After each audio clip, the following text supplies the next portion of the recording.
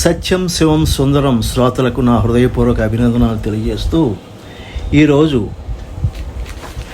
శ్రీ శ్రీ శ్రీ పరమపూజ్య శ్రీ రామచంద్ర పరమహంస గారి మహిమాన్విత జీవితం గురించి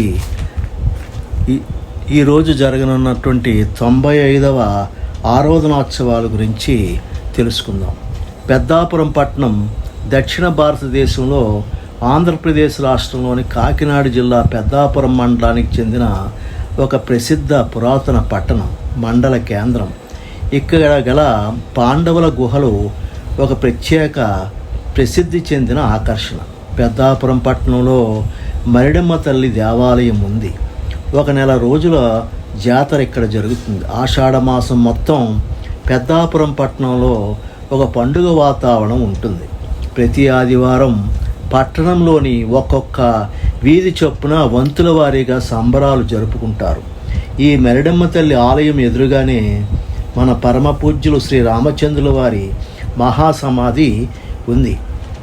ఆషాఢ మాసం వచ్చే ముందు ఏకాదశి సోమవారం గురువులు శ్రీ రామచంద్రుల వారి ఈ 98వ ఆరాధనోత్సవాలు ఈరోజు జరగనున్నాయి. అంటే 2/7/24వ తేదీన.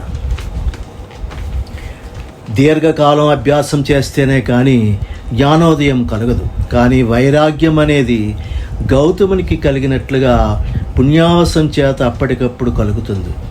ఆత్మ సంస్కారం, దైవ ప్రభావం వలన అట్టి పరమ కళ్యాణప్రదమైన వైరాగ్యం కలిగి పరమ పురుషార్థ సిద్ధి పొందిన యోగ పొంగవులు శ్రీ శ్రీ శ్రీ మొండేటి రామచంద్రుల వారు.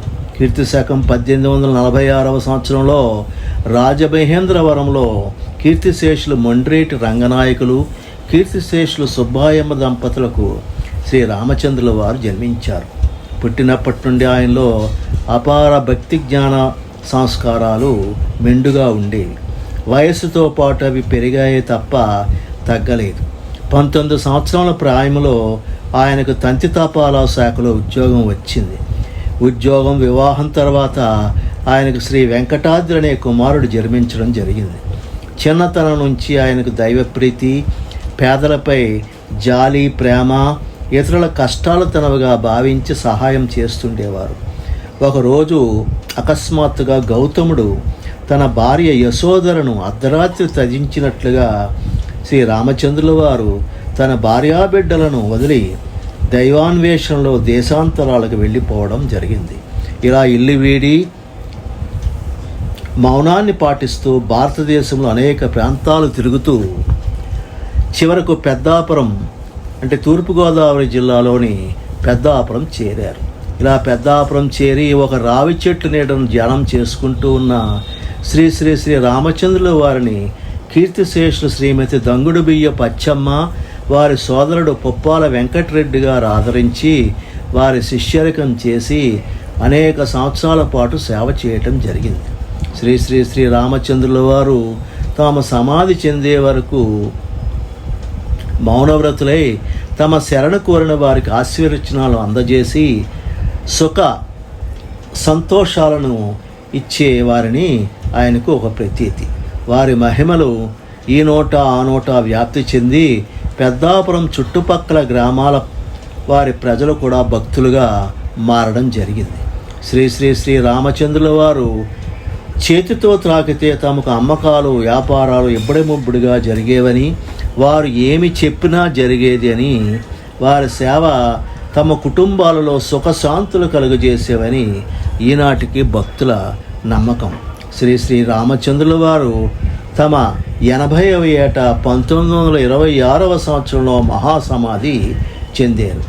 స్వామివారు మహాసమాధి చెందిన తర్వాత వారి భక్తులు పెద్దాపురం కుమ్మరి వీధిలోని ఒక విశాల స్థలంలో వారి సమాధిని నిర్మించి పూజా కార్యక్రమాలు చేపట్టేవారు.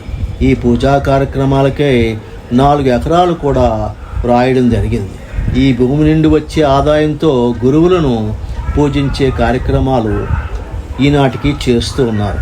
ప్రస్తుతం సమాధి ఆంధ్రప్రదేశ్ ఎండోమెంట్స్ వారి డిపార్ట్మెంట్ వారి ఆధీనంలో ఉంది.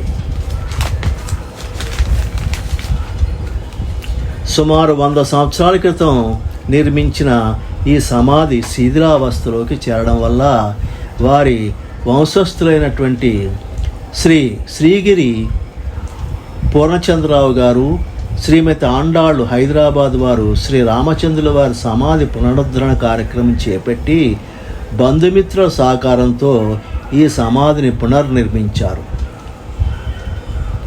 రోడ్డు వెడల్పు చేయడంతో ప్రహరీ గోడ కూలిపోయింది, అది కూడా నిర్మించారు.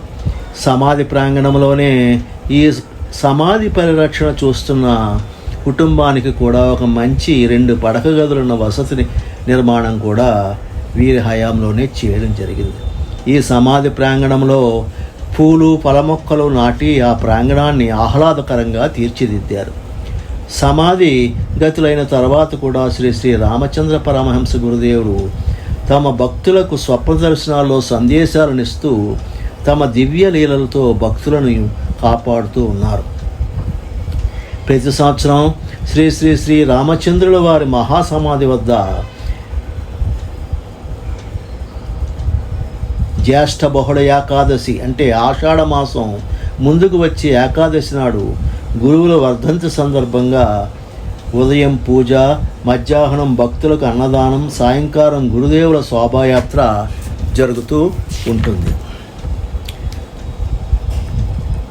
సాయంకాలం 4 గంటల నుండి శ్రీ రామచంద్ర పరమహంసుల వారికి పల్లకీలో పెద్దాపురం వీధిలోనికి ఊరేగింపు జరుగుతుంది. భక్తులు స్వామివారికి కానుకలు సమర్పించుకుంటారు. స్వామివారిని స్మరించుకుంటూ ఈ విధంగా ఈ 98వ శ్రీ రామచంద్ర పరమహంస గారి ఆరాధనోత్సవాలు జరిగాయి. ఈ కార్యక్రమానికి వచ్చిన భక్తులు, బంధువులు అందరికీ నా మనస్సుమాంజలు తెలుపుతూ మీ నాగేశ్వరరావు. ఈ వీడియో మీకు నచ్చినట్లయితే షేర్ చేయండి, సబ్స్క్రైబ్ చేయండి, కామెంట్ చేయండి. జై శ్రీరామ్, జై హింద్.